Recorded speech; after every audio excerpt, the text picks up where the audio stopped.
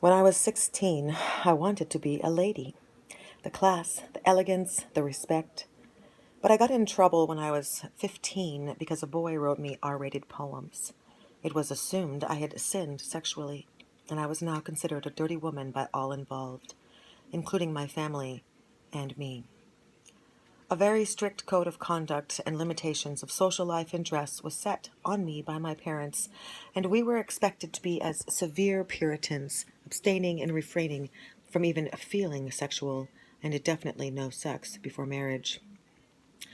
Our education of the outside world was also extremely restricted, and much of it simply not acknowledged.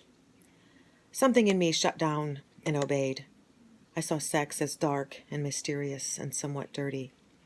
Although I was full of sexual desire, I did not know how to safely even feel it without feeling straight up dirty.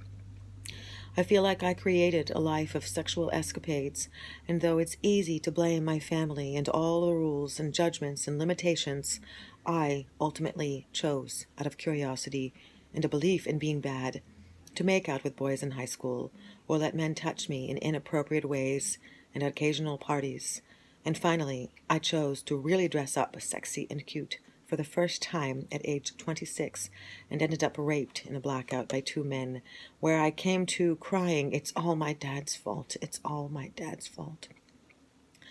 It was me who chose to feel like shit after, and to go down such a dark rabbit hole that I had sex with everyone who wanted to, whether I wanted to or not, in homes, in public, on campus, in groups, even in a gangbang.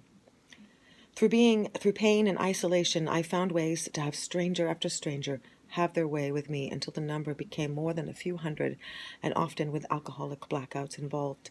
And in between, I isolated myself in morbid notions and invalid horrors of the very vanity of breathing.